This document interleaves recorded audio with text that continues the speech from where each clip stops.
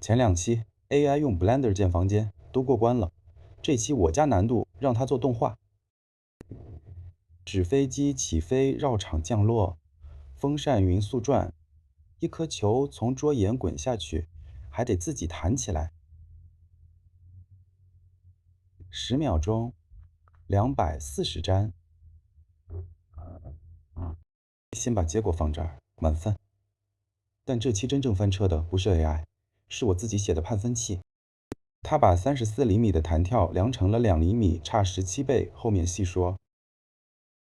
老规矩，10项标准写死。这次判分器不看代码，逐帧采样，每一帧都去读物体的真实坐标，全靠轨迹说话。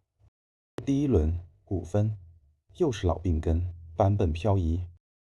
他调动画曲线用的还是旧接口，5.2里已经删了，脚本当场崩掉，求相机、灯全没建出来。几条片子数下来，这个病根第5回发作了。背旧接口这毛病 ，AI 一直改不掉。验收报告发回去。第2轮场景全建齐，9分，就差1项近跳。报告说球落地只回升1.4厘米，标准是3厘米。哦对，这轮他还崩了一回，视频输出的枚举5.2整个删没了。第6回。第3轮他把弹性翻了1倍，结果2厘米还是不过。这就不对劲了，弹性翻倍，弹跳值多4成，能量去哪儿了？我不猜了，直接拿球的轨迹数据一看，愣住了。第41帧，球弹到了46厘米，弹得漂亮极了，3连跳，一跳比一跳矮，最后稳稳停住。那2厘米是怎么量出来的？采样率。球落地那一瞬，速度差不多每帧8厘米，撞击发生在2帧之间。判分器要求采样真贴地才算触地，它永远采不到那个瞬间。判分器没坏，标准也没错，是量法瞎了。他盯着每一帧，却错过了帧与帧之间的事。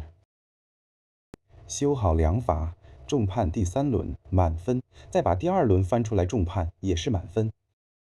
就是说，第2轮他就已经做对了，那1分是我冤枉他的。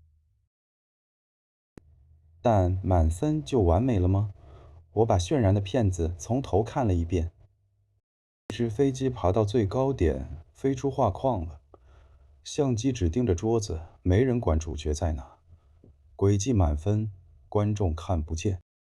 还有那台风扇，匀速转的教科书级，液液系数0%，但它长得像个直升机标本。AI 会骗过字面，判分器会被字面骗。这期判分器自己也说了话。自动化验收写的再严，你还是得留一双自己看数据的眼睛。3轮代码、轨迹数据、判分记录，全在这台电脑上。下期想让它做什么？评论区说一声。